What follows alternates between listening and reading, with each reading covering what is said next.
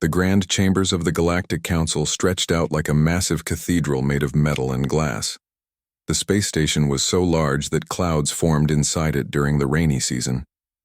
Today, the air was thick with tension instead of water. Taemin sat in his chair, completely calm.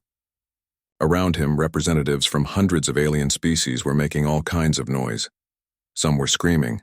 Others were clicking their claws on metal tables. A few were making sounds that no human throat could ever produce. The smell in the room was terrible, a mix of sulfur, ozone, and something that reminded Taemin of rotten eggs. He took a slow sip from his coffee thermos. The coffee was still warm, which was good. He had been sitting here for 3 hours while the aliens argued about what to do with humanity. The coffee was the only thing keeping him awake. At the front of the chamber, the Supreme Chancellor stood on a platform that was 50 feet above everyone else. The Chancellor was made of what looked like living crystal. Light passed through, its body in strange patterns. When it spoke, its voice sounded like wind chimes being hit by a hammer. "The charges against the human species are clear," the Chancellor announced. Its voice echoed through the chamber like thunder.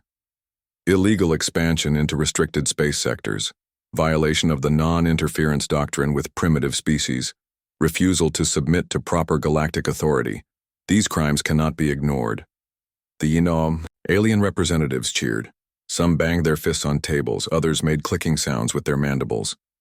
A few species that looked like giant insects started buzzing loudly. The noise was incredible. Taemin checked his watch. It was almost lunchtime back on Earth. His wife had probably already eaten without him.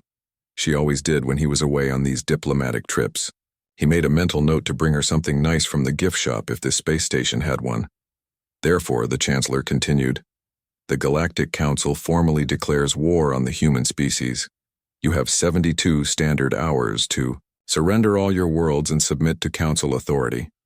If you refuse, we will use the combined military might of 847 species to force your compliance." The cheering got even louder. Some aliens were now standing on their chairs.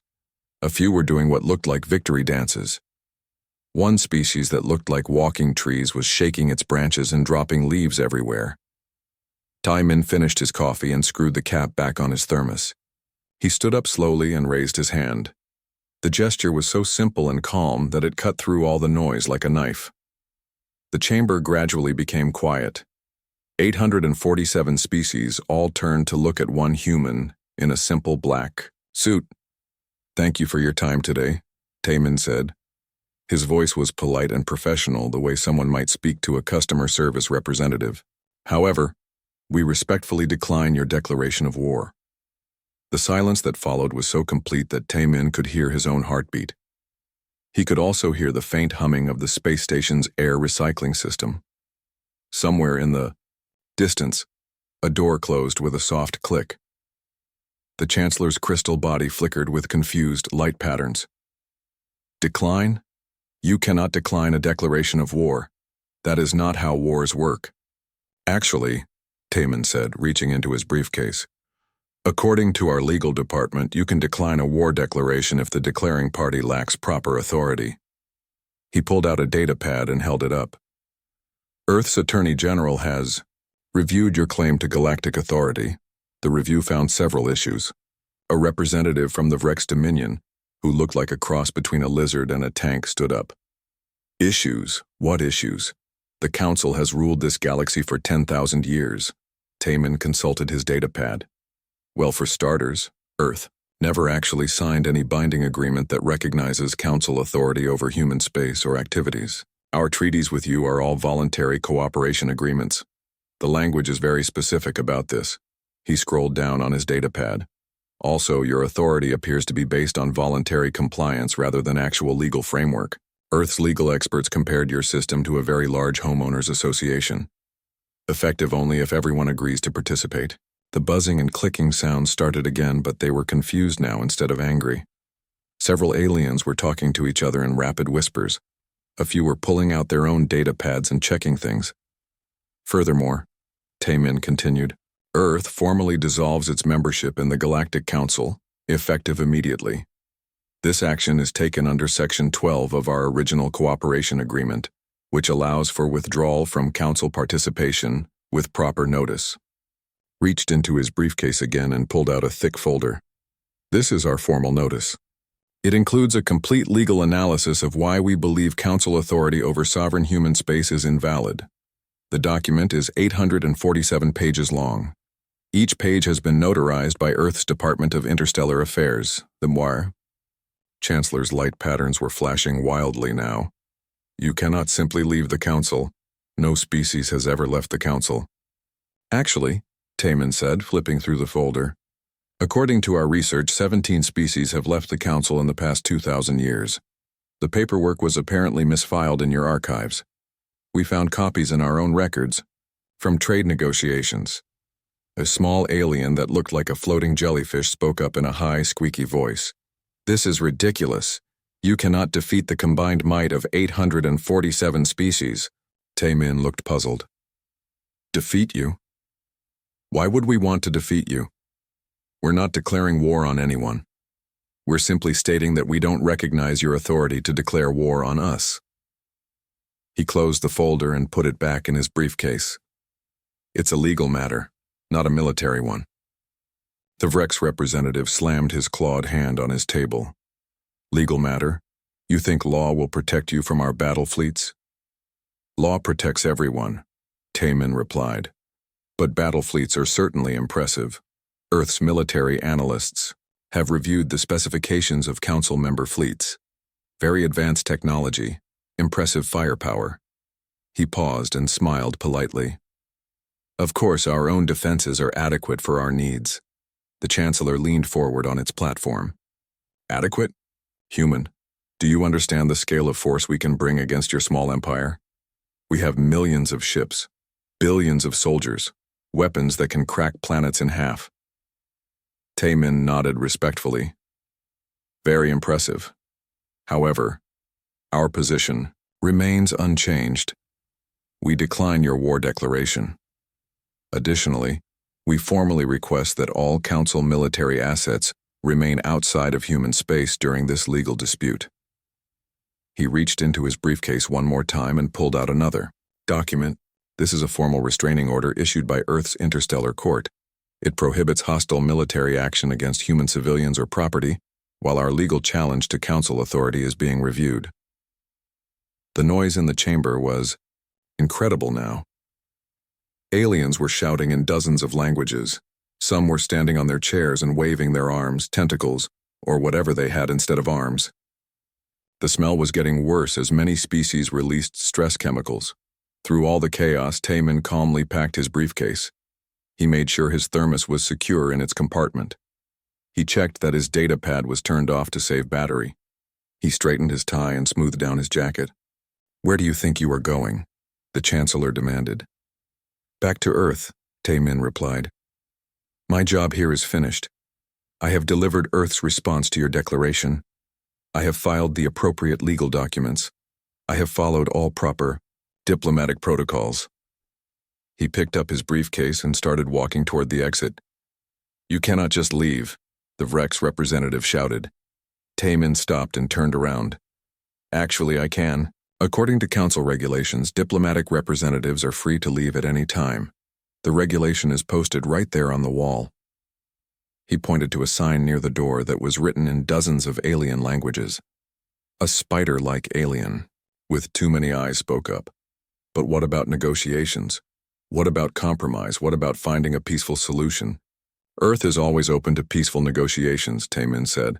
However, we will only negotiate with parties who recognize our sovereignty. As we no longer recognize council authority over human affairs, any future discussions would need to be between equals.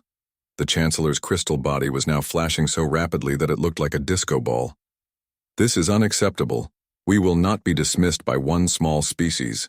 Taemin reached the door and paused with his hand on the handle. You're not being dismissed. You're welcome to continue your council activities as you always have. Earth simply chooses not to participate. He smiled politely. Think of it as a very large galaxy with room for different approaches to governance. He opened the door and stepped halfway through. Oh, one more thing. Earth's Trade Department wants me to mention that all existing commercial agreements remain in effect.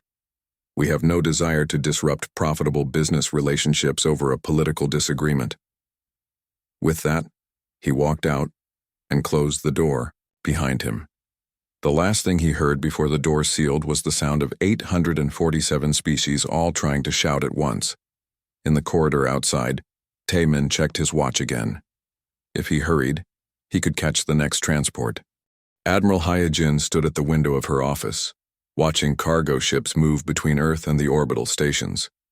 The Pacific Fleet Yard stretched out below her, busy with the normal activities of a Tuesday morning. Workers were loading supplies onto transport vessels.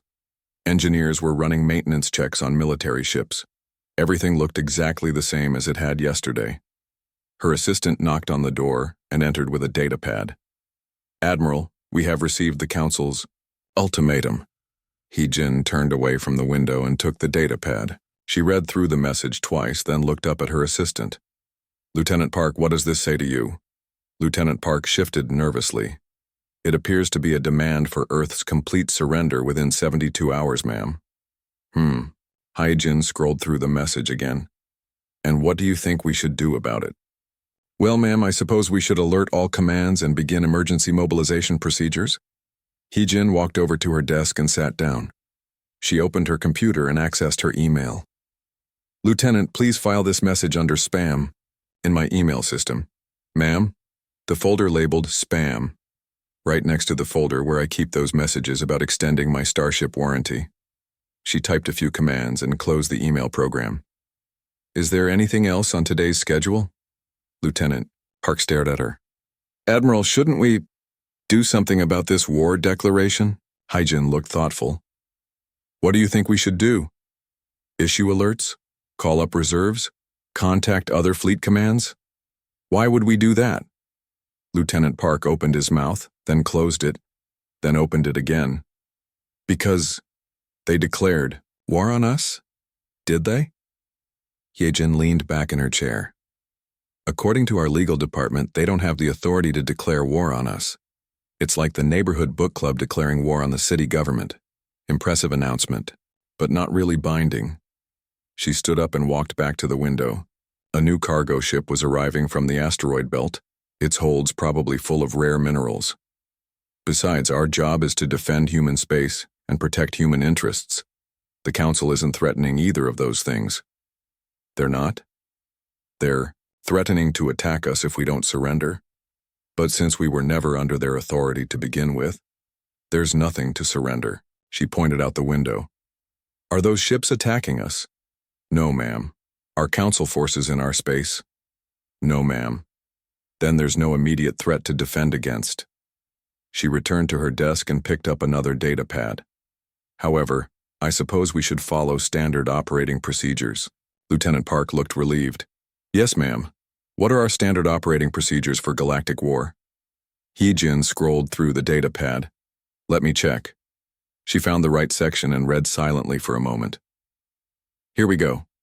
Standard Operating Procedure 7 Alpha. In the event of hostile intent from galactic powers, maintain normal operations while monitoring the situation." "That's it?" "That's it." She set down the datapad. "Oh, and we're supposed to send a notice to all ship captains recommending they pack extra ammunition on their next supply runs, just in case." Meanwhile, 3 star systems away, Captain Wu Jin was sitting in his command chair aboard the exploration vessel Persistence. His ship was conducting a routine survey of an uncharted system, looking for planets that might be suitable for human colonies. The ship's communication officer, Ensign Lee, approached with a message tablet. "Captain, we have new orders from Earth Command." Wu Jin accepted the tablet and read the message. It was short and to the point. "Continue current mission. Consider packing extra ammunition during next resupply. Council has declared war. Legal. Department handling it. No change to mission parameters." "Interesting," Wu Jin said. He handed the tablet back to Ensign Lee. "What do you make of this?" "Sir, it sounds like someone declared war on us." "Apparently."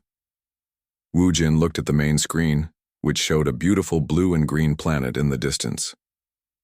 "Do you think we should cancel the planetary survey?"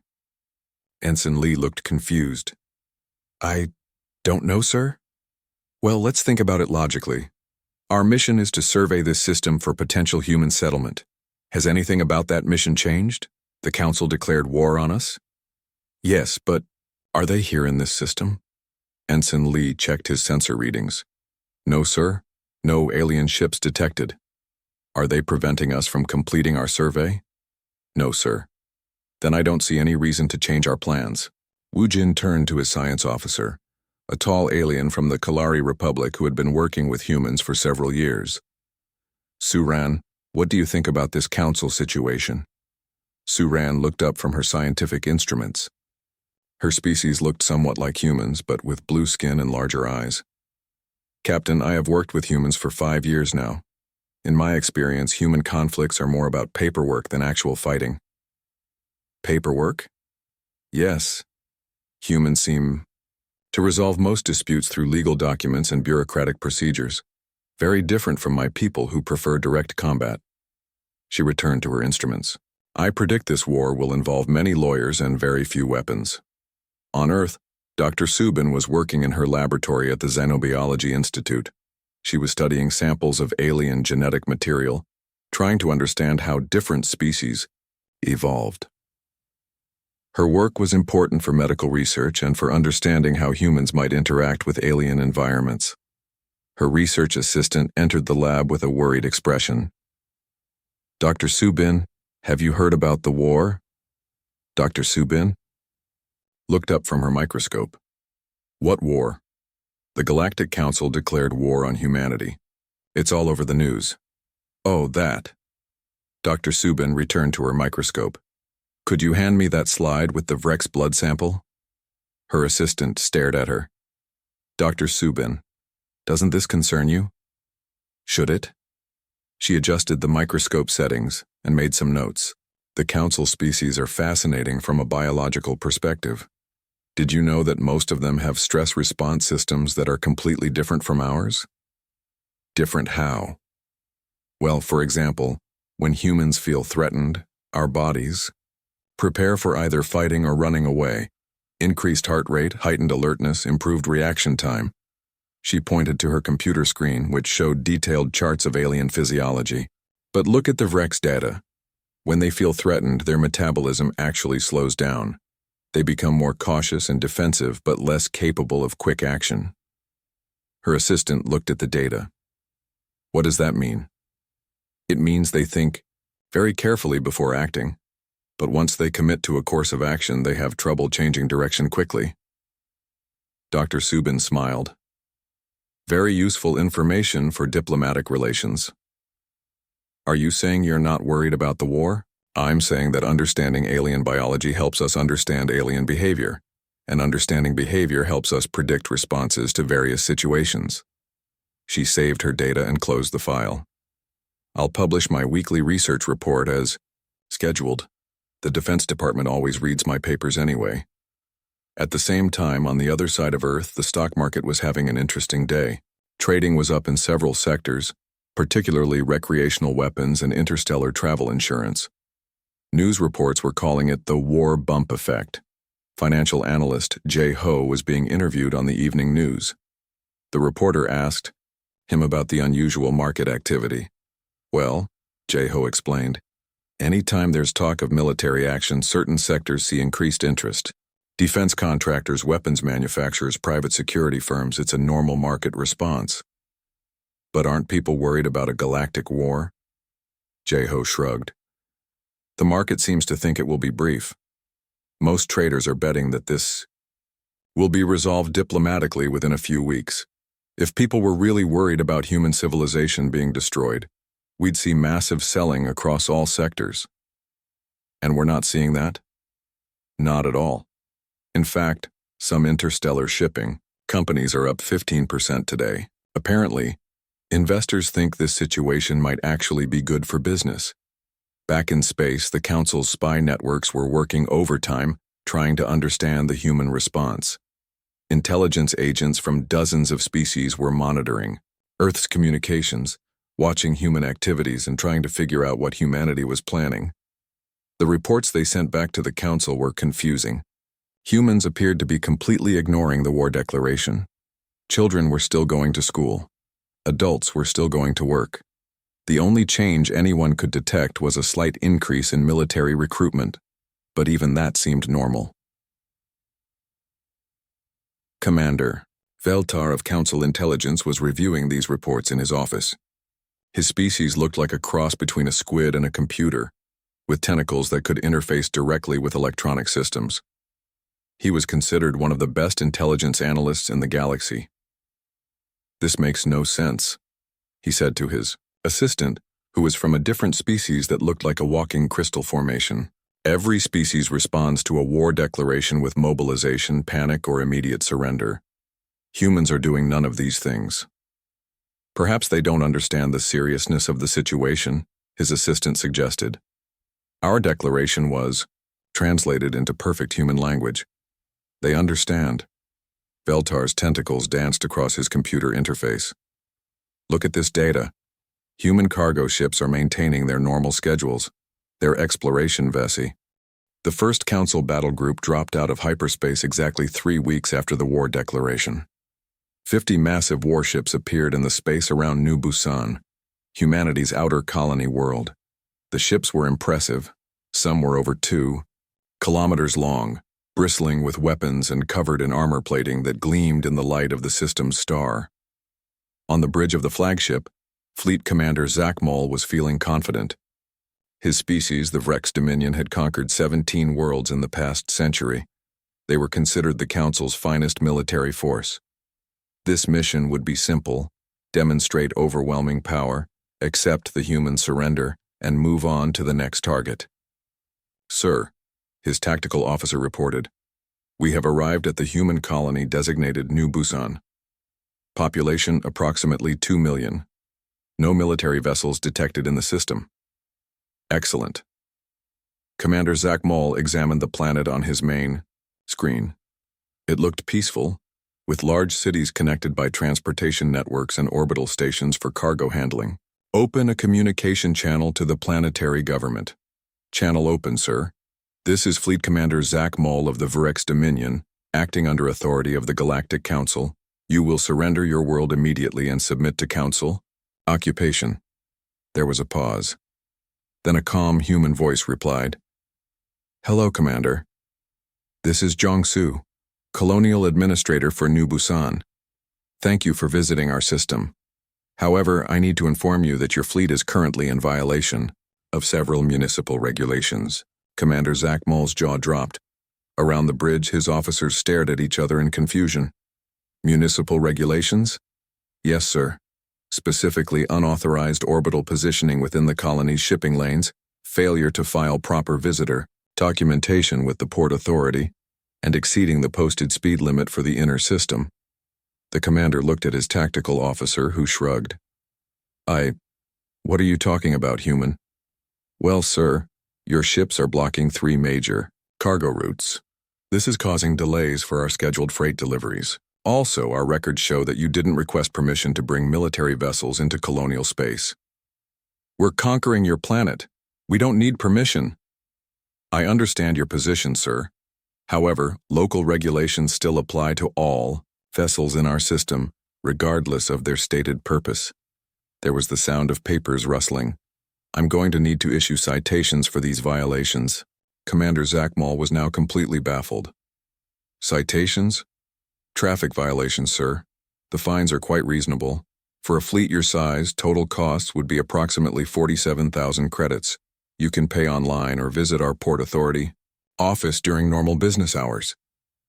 "This is insane," the commander shouted. "We're here to conquer you. Surrender immediately or we will destroy your cities." "I understand your concern, sir. However, surrender requests must be submitted in or triplicate during normal business hours, which are 9 a.m. to 5 p.m. local time. It's currently 6:47 p.m. The commander checked his chronometer. The human was correct. "So, we have to wait until tomorrow?" "That's correct, sir. Our Government Services Department reopens at 9 a.m. You can file your conquest paperwork then." "Conquest paperwork?" "Yes, sir. Form 77B. Request for planetary surrender." It's a simple form, but it does require proper documentation of your legal authority to make such requests. Commander Zach Moll was beginning to develop a headache. His species was known for their straightforward approach to warfare. Point ships at enemy, demand surrender. If refused, start shooting. This conversation was unlike anything in his military training. Human, we have 50 warships armed with planet-cracking weapons. We will destroy your world if you do not surrender immediately. I understand the threat, sir. However, I must inform you that any aggressive action against New Busan will result in your organization assuming full legal responsibility for damages. What does that mean? Well, sir, destruction of civilian property, medical expenses for any injuries, environmental cleanup costs, and replacement of destroyed infrastructure. Our legal department estimates that destroying a world of 2 million people would result in approximately 847 billion credits in damages. The commander stared at his screen. You're billing us for your own destruction? It's standard liability policy, sir. Our insurance company requires that all damage claims be properly documented and assigned to the responsible party. In the background, Jong-soo could be heard typing on a computer. I'm activating our defensive protocols now. This will provide you with all necessary liability forms in case military action proceeds. Suddenly, warning lights began flashing on the Virex flagship. The tactical officer's voice was urgent. Sir, we're detecting massive energy signatures from the planet's surface and orbital stations. What kind of signatures? Unknown, sir. They appear to be defensive installations, but our scans yesterday showed no military presence. Commander Zach Moll looked at the tactical display. Dozens of new contacts were appearing around the planet and throughout the system. Each one was powering up weapon systems that were completely unfamiliar to Council technology. Jong-soo's voice came through the communication system again. Sir, I should mention that our defensive protocols are now active. Our automated systems are required to inform you that any hostile action will trigger an immediate response. Where did these weapons come from? The commander demanded. They've always been here, sir. Colonial defense policy requires all human settlements to maintain adequate protection. The installations are normally in standby mode to avoid interfering with civilian traffic, but our sensors detected no military installations. That's correct, sir. The installations are operated by civilian volunteers, so they don't register as military installations on most scanning systems. A new voice came through the communication channel. It was elderly and cheerful. Hello there, this is Dong-hyun, from Defense Platform 7. I'm sorry for any inconvenience, but I need to inform you that your ships are now targeted by our weapon systems. Commander Zach Moll's tactical officer was frantically working at his station. Sir, the humans have targeting locks on our entire fleet. The weapon signatures are... I've never seen anything like this, the elderly voice continued. Oh, and my wife Janae wants me to ask if you folks need any directions. She says the shipping lanes can be confusing for first-time visitors. Sir, the tactical officer whispered, these weapons appear to be significantly more advanced than anything in our databases. Energy output is, well, it's impossible according to our physics. Another voice joined the communication. This one sounded like a middle-aged woman. Hello, boys. This is Captain Min Jung from Defense Platform 12. I run a small restaurant here on the platform. Would your crew be interested in trying some authentic Korean barbecue? We deliver anywhere in the system. Commander Zach Moll was now completely lost. Are you offering us food while pointing weapons at us? Well, honey, you must be hungry after that long trip from Council space. My bulgogi is famous throughout 3 star systems. Jong-soo's voice returned. Captain Min Jung makes excellent food, sir. However, we should probably resolve the current legal situation first. Legal situation? Yes, sir. Your threats of planetary destruction constitute a violation of Colonial Safety Code, Section 15C. I'm afraid I'll need to add that to your citation list. The commander looked around his bridge. His officers were all staring at him, waiting for orders. Half of their screens were showing human weapons pointed at their ships. The other half were showing what appeared to be restaurant menus. Sir, his communications officer said quietly, we're also receiving data packages from the Human Defensive Network. They appear to be insurance claim forms? Insurance claim forms? Yes, sir. Pre-filled documentation for property damage, personal injury, and wrongful death claims. Very thorough forms, sir. Jong-Su's voice was still perfectly calm and professional. Sir, our legal department wants me to remind you that New Busan is a member of the Interstellar Civilian Protection Treaty. Any attacks on our colony would constitute war crimes under 17 different galactic legal frameworks. But the Council authorized this attack. I understand, sir. However, Earth withdrew from the Galactic Council 3 weeks ago. Council authorization no longer applies to human space. Commander Zakmal sat down heavily in his command chair. So what you're saying is that you're currently threatening a civilian population without legal justification, sir. Our defense network is authorized to protect our citizens using any necessary force. The tactical officer leaned over to the commander. Sir, our sensors are showing more human installations coming online throughout the system. Current count is over 300 defensive platforms, all with unknown weapon types. 300? Dong Hyun's cheerful voice came through the speakers again. Oh, don't worry about the numbers, young man. Most of us are retired folks just doing our civic duty. Very peaceful group, really. We only shoot at people who try to hurt civilians. Sir, the communications officer added, we're also receiving what appears to be a tourist information packet. Local attractions, historical sites, recommended restaurants. Jinae's voice joined the conversation. If you boys decide not to destroy our world, we have lovely tours of the Crystal Caves, and the night market has the best dumplings you've ever. The news of the Virex defeat spread through council space like wildfire. Fleet Commander Zach Mole's report was read and reread by military commanders from hundreds of species. The conclusion was unanimous. The first attack had failed because it was too small. Supreme Chancellor Kev Mar stood before the emergency session of the council, its crystal body flashing with determined light patterns. The human response to our initial probe was unexpected but not insurmountable. We must demonstrate that the Council's authority cannot be challenged by one small species. The assembled representatives buzzed with agreement. The Hydaran Collective, who looked like giant jellyfish floating in hover tanks, pulsed with bioluminescent patterns that translated to overwhelming force. The Stellari Republic, whose representatives resembled armored beetles, clicked their mandibles in approval. Therefore, the Chancellor continued, we will assemble the largest military force in galactic history. Every member species will contribute ships and personnel. The humans will face the combined might of the entire galaxy. Within 6 weeks, 3,000 warships from dozens of species had gathered at the edge of the Sol system. The fleet was so large that it created its own gravitational effects. Ships ranged from sleek Kalari destroyers to massive Thorgon dreadnoughts that were the size of small moons. On Luna Command, Fleet Admiral Bo-Ra stood in her office, sipping tea while reviewing personnel files. Through her window, she could see Earth hanging in space like a blue and white jewel. Normal shipping traffic moved between the planets as if nothing unusual was happening. Her aide, Lieutenant Kyung-ho, entered with a worried expression. Admiral, the Council fleet has taken positions throughout the system. Initial count is over 3,000 vessels. Bo-Ra nodded calmly. Impressive fleet.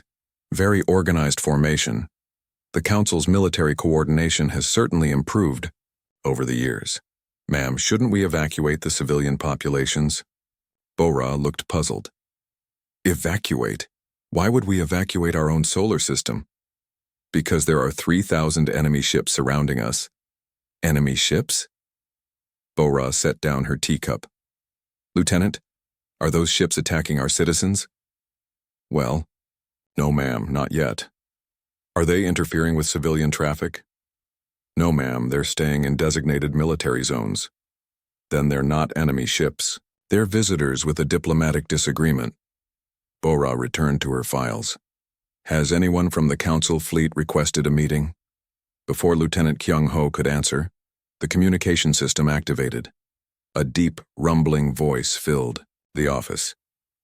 This is Supreme War Leader Gorthrex of the United Council Forces. We demand to speak with Earth's military commander. Bo-Ra pressed the communication button. This is Fleet Admiral Bora, Commander of Sol Defense Forces. How can I help you today? Human, you are surrounded by the combined might of 847 species. Your pitiful defenses cannot stand against us.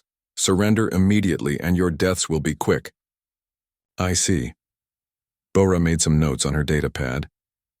Could you clarify which surrender form you prefer? We have several versions available depending on the specific legal framework you're working under. There was a long pause. Surrender form? Yes. Are you operating under Council Military Code, the Galactic Warfare Convention, or some other legal authority? The paperwork requirements are different for each framework. What? We don't need paperwork. We have 3,000 ships. Understand you have an impressive fleet, Bora replied politely. However, our legal department requires proper documentation for any major policy changes. Surrendering our solar system would definitely qualify as a major policy change. Another voice joined the communication. This one belonged to the Supreme Chancellor. Human, do you not understand the situation? We can destroy your entire species. That would certainly be unfortunate, Bora agreed. Have you considered the environmental impact assessment for that level of destruction? Our Environmental Protection Agency would need to review any plans for large-scale system bombardment. Admiral Bora turned to Lieutenant Kyung-ho. Please, activate Protocol 7. Ma'am, I thought Protocol 7 was downgraded to Protocol 12 after the Centauri incident? You're right. Activate Protocol 12 then. Lieutenant Kyung-ho typed commands into his console. Throughout the solar system, various installations began powering up. Most of them had been quietly built over the past 2 centuries, hidden in asteroids, on the far sides of moons, or in deep space. They had been waiting patiently for someone to threaten human space. On his tactical display, War Leader Gorth Rex watched in growing alarm as energy signatures began appearing throughout the Sol system. First dozens, then hundreds, then thousands of new contacts showed up on his sensors. What are those? He demanded of his sensor operators. Unknown, sir. They appear to be weapons platforms, but they're unlike anything in our databases. Energy output is, sir, our computers are saying the readings are impossible. How many? Still counting, sir. Current total is over 8,000 installations. Gorthrex stared at his display. The humans had more defensive installations than the Council had ships. Where did they come from? Bora's voice came through the communication system. Oh, those are our standard defense installations. Every human system maintains adequate protection for its citizens. Standard? You call 8,000 hidden weapons platforms a standard? Actually, that's just the first layer. We have several backup systems in case the primary defenses are insufficient. On Defense Platform 247, Engineer Dong Hyun was having a wonderful time. He had retired from active military service 20 years ago, but he still enjoyed the occasional excitement. Today, he was sharing platform duty with his wife, Jin-ai, who was handling targeting calculations from their living room. Honey, Jinny called from the kitchen, do you want some coffee while we wait for the aliens to make up their minds? That would be lovely, dear, Dong Hyun replied. He was monitoring 17 different alien ship types, trying to understand their technology. These council ships are quite impressive. Much better organized than that Vrex fleet that visited New Busan. Their neighbor, Professor Young-soo, was operating the platform next to theirs. He had been a physics teacher before retirement and was fascinated by the alien technology. Dong-hyun, are you seeing these energy readings? Their weapons appear to use some kind of plasma containment system. Very advanced, Dong-hyun agreed. Though I noticed their shield generators seem to have some inefficiencies in the quantum resonance spectrum. Throughout the system, similar conversations were taking place on thousands of defense platforms. Most of the operators were retired, professionals, former engineers, teachers, scientists, and military personnel who treated the defense duty like a community volunteer program. On the Council flagship, War Leader Gorth Rex was receiving increasingly alarming reports from his fleet commanders. Human weapons were targeting every ship with pinpoint accuracy. The targeting systems were so advanced that they could apparently track individual crew members inside the alien vessels. Sir, his communications officer reported. "We're receiving data packages from the Human Defense Network." "What kind of data?" "Insurance forms, sir, liability waivers, medical insurance applications, and restaurant menus." "Restaurant menus?" "Yes, sir. Apparently someone named Captain Min Jung is offering to cater lunch for our fleet. She specializes in Korean barbecue."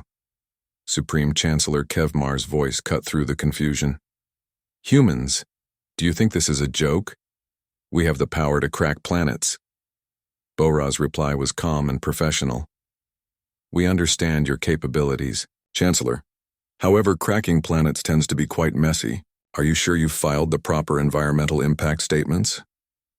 "Environmental impact statements? Yes. Destroying a planet releases tremendous amounts of debris and energy. Very bad for local space navigation. Our Environmental Protection Agency requires advance notice for any activities that might affect the solar system's ecosystem." On platform 247, Jin-A brought Dong-hyun his coffee and settled into her own chair. "Dear, how many alien ships are we responsible for tracking?" Dong-hyun checked his display. "Looks like 47 ships in our sector. Nice even number. Very manageable." "And how long should we wait before they decide what they want to do?" "Well, they did travel quite a long way to get here. We should give them time to make a proper decision." Professor Young-Soo's voice came through their communication system. "Dong-hyun, I've been analyzing their weapon signatures.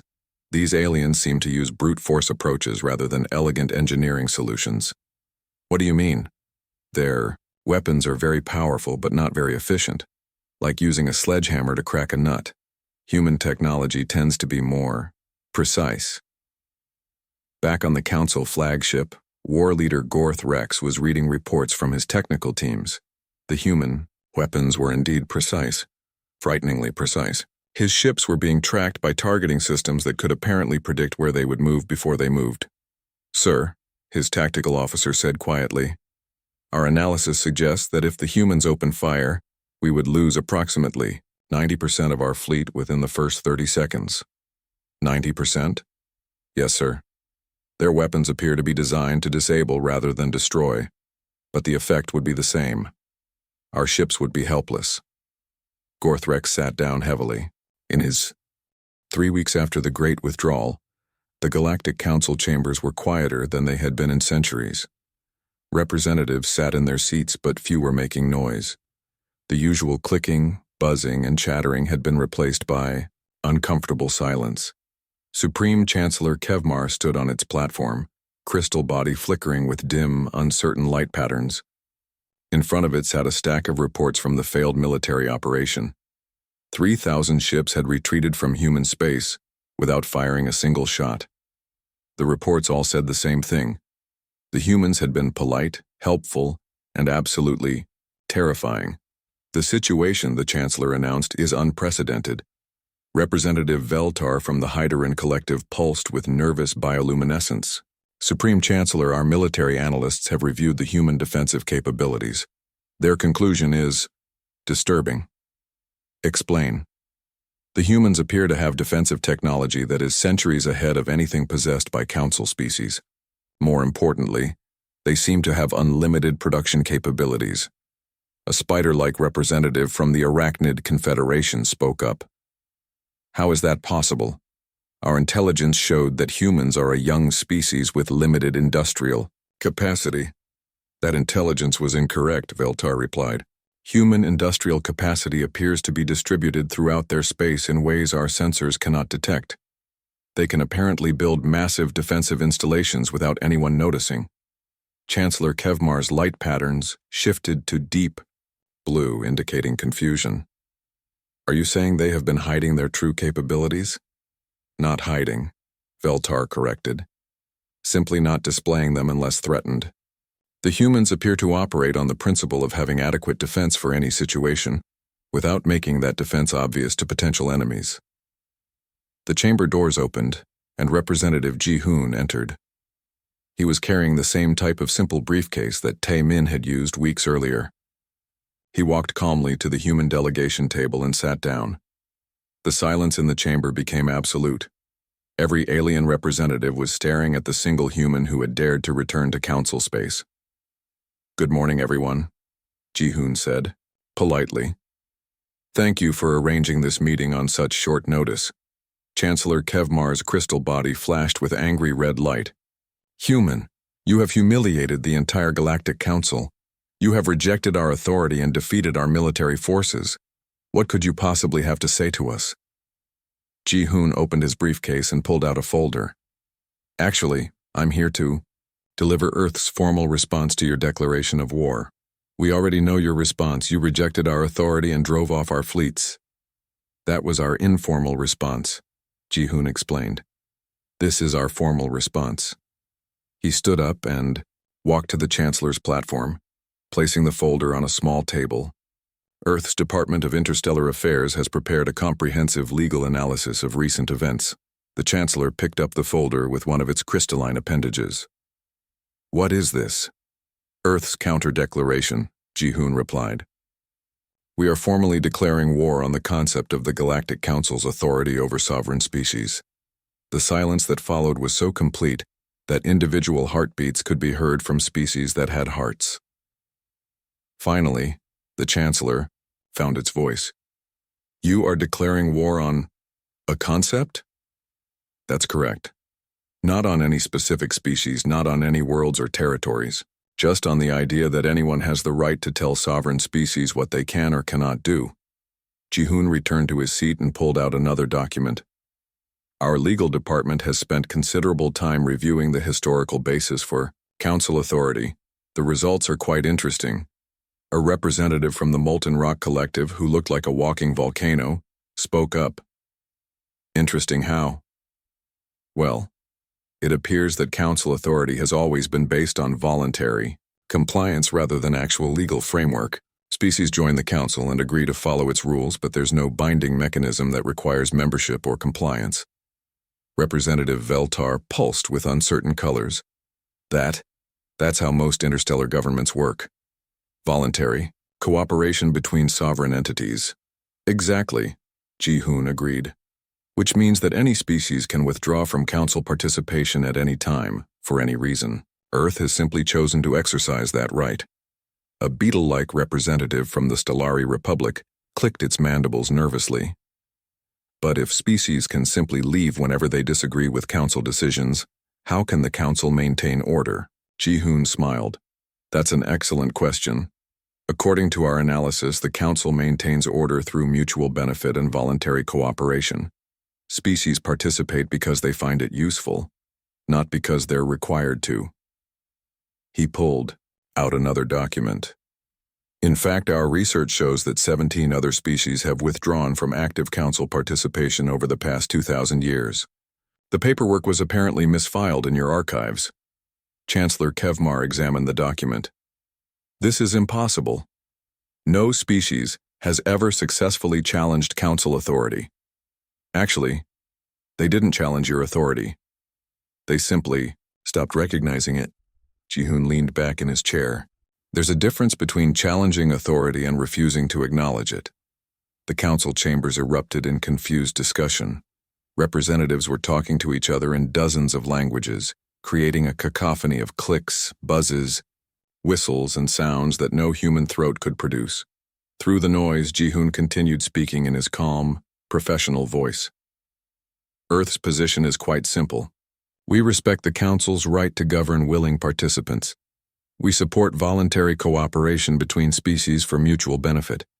We simply don't recognize the Council's authority over species that choose not to participate." A floating jellyfish-like representative managed to make itself heard over the chaos. "But how can interstellar relations function if species can simply opt out of established frameworks?" "The same way they functioned before the Council existed," Ji-hoon replied.